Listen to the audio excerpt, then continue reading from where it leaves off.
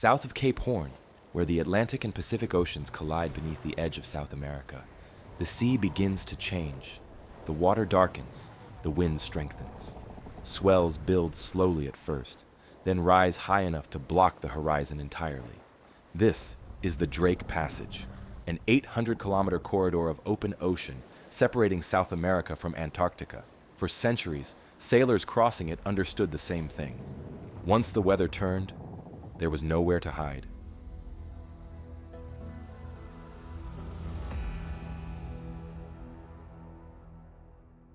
The Drake Passage is widely considered the roughest stretch of ocean on Earth. Modern expedition ships crossing toward Antarctica regularly encounter waves exceeding 10 meters in height. During stronger storms, waves can rise beyond 20 meters, high enough to tower over ships from the perspective of the deck. Sailors in the Southern Ocean have long described these waves differently from ordinary swells. They do not roll gently beneath a vessel. They arrive steep, irregular, and from several directions at once. This lifts ships violently before dropping them into troughs deep enough to hide the surrounding sea. The reason begins with geography. The Southern Ocean circles Antarctica almost completely uninterrupted by land. Around most of the planet, continents break apart wind systems and absorb wave energy. South of the 40th parallel, there is almost nothing to slow the wind down. Westerly winds circle the globe continuously, building force across thousands of kilometers of open water. Sailors gave these latitudes names generations before meteorology could explain them.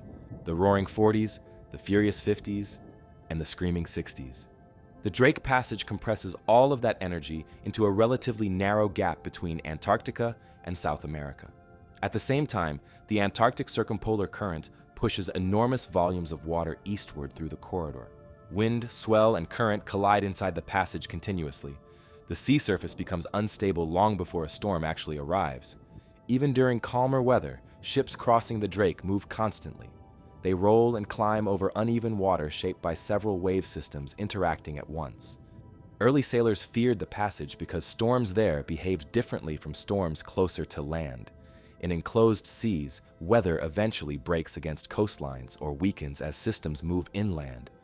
In the Southern Ocean, storms continue moving around Antarctica with little interruption. Winds can sustain hurricane force for days. Waves continue building the entire time. Before the opening of the Panama Canal in 1914, ships traveling between the Atlantic and Pacific Oceans often had no choice but to round South America through the Drake Passage. Merchant ships carrying tea, wool, coal, and gold crossed these waters constantly during the Age of Sail. Crews understood that the passage was capable of destroying even large ships built specifically for long ocean voyages. The problem was not only wave height, but wave shape. Long-distance swell generated across the Southern Ocean could combine with locally generated storm waves and opposing currents. This produces steep walls of water that strike ships with enormous force. Modern oceanographers now refer to some of these as rogue waves, formed when several wave systems briefly merge into one much larger crest. Sailors had been describing them for centuries before the term existed. Accounts from Cape Horn crossings describe waves appearing suddenly through darkness and snow. These break over entire decks before crews have time to react. Men were swept overboard while clipped to safety lines. Boats stored above deck were ripped free and carried into the sea. In extreme conditions, waves struck with enough force to damage hull planking and collapse sections of rigging. One 19th century sailor described seeing a wave rise like a cliff ahead of his ship before the bow disappeared beneath green water. Another account from a Cape Horn passage described the sea at night as mountains moving in darkness. These descriptions remained consistent across decades and across different nationalities because the conditions themselves rarely changed. Rounding Cape Horn became one of the most feared tests in maritime history. Ships approaching from the Atlantic attempted to move westward against prevailing winds and currents that naturally pushed them east. Some vessels spent weeks trapped south of the Horn, making almost no progress while storms repeatedly forced them backward. Crews worked in freezing seawater while climbing rigging coated in ice. Sleep became irregular because sail adjustments had to continue throughout storms that sometimes lasted several days. Many ships never completed the crossing. Historians estimate that roughly 800 ships may have been lost near Cape Horn and the Drake Passage over the centuries, with around 20,000 sailors killed. Exact numbers remain uncertain because many vessels disappeared without witnesses. Some were last seen entering storms before vanishing entirely. Others were discovered months later as scattered wreckage washed ashore along distant coastlines. One of the most famous losses was the Spanish warship San Telmo, which disappeared in 1819 while attempting to round Cape Horn. The vessel carried more than 600 men and encountered severe weather near the Drake Passage. It never returned. Fragments later discovered in the South Shetland Islands suggested the ship may have broken apart near Antarctica itself. No survivors were confirmed. The danger of the passage did not disappear with wooden sailing ships. Modern expedition vessels crossing toward Antarctica still encounter seas powerful enough to injure passengers and damage ships. In 2022, a large breaking wave struck the expedition cruise ship, Viking Polaris, southeast of Cape Horn. Windows were shattered high above the waterline. One passenger was killed and several others were injured. Investigators later stated that waves of that scale are a known hazard in the Southern Ocean. Passengers aboard Antarctic cruises often record the crossing because the movement appears unreal, and you can picture the scene for yourself. Entire dining rooms tilting sharply sideways, furniture sliding across floors, water exploding over observation decks, while the bow disappears beneath incoming swells. In some recordings, ships appear suspended almost vertically before crashing back downward into the sea. The scale becomes difficult to judge because there is no stable horizon, only gray water rising and falling in every direction. Modern ships crossing the passage are equipped with stabilizers, reinforced hulls, satellite forecasting, and constant communication systems. Even so, captains regularly delay crossings or alter routes when storms intensify. The Southern Ocean still operates on a scale larger than the ships moving through it. Technology improves survival odds, but it does not calm the sea itself.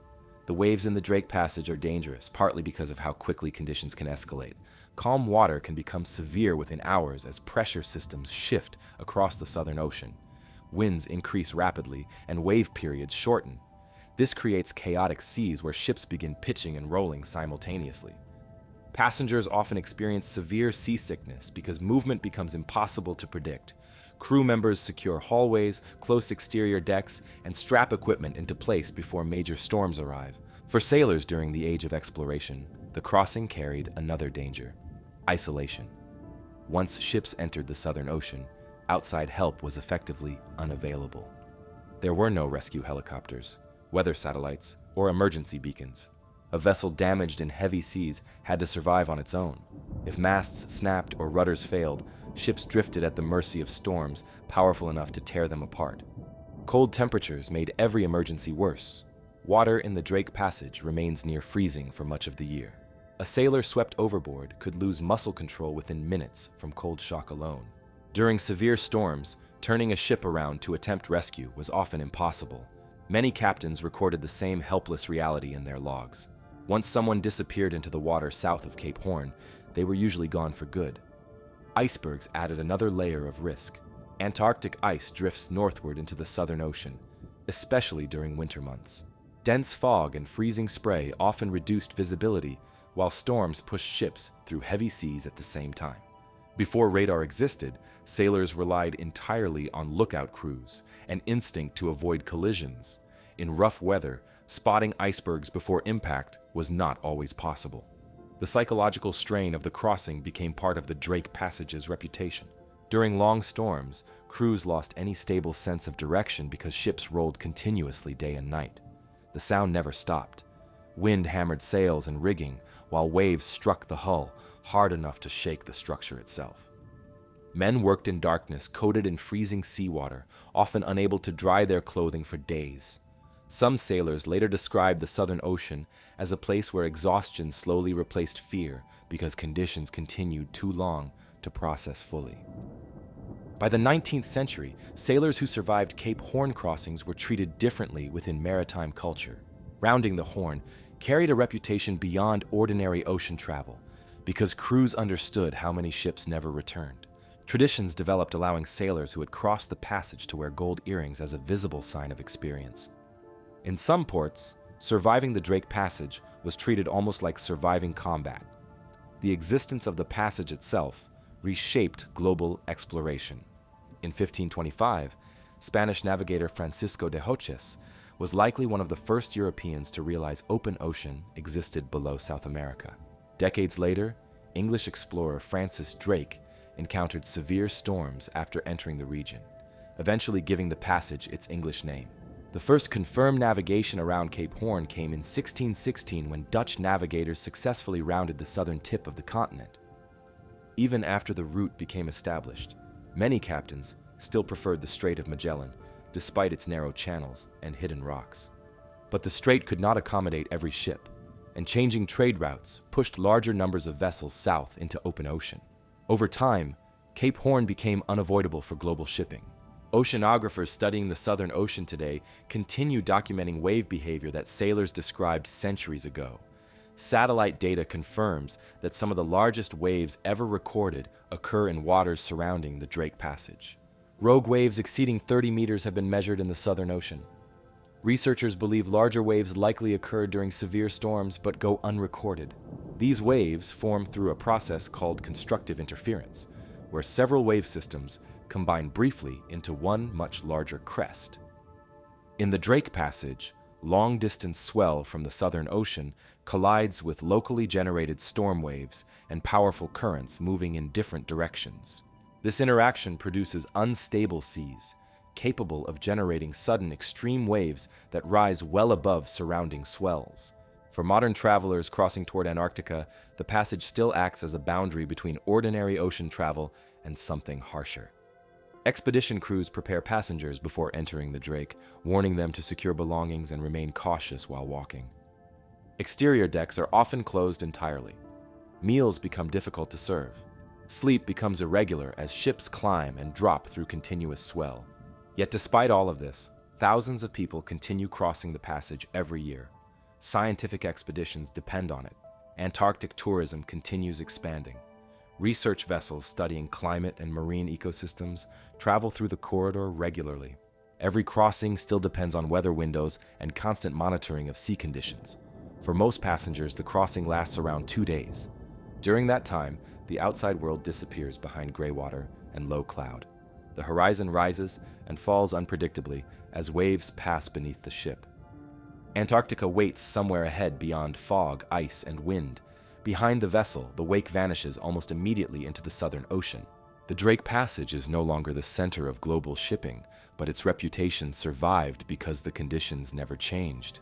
The waves are still there, and the storms still move eastward around Antarctica, exactly as they did centuries ago.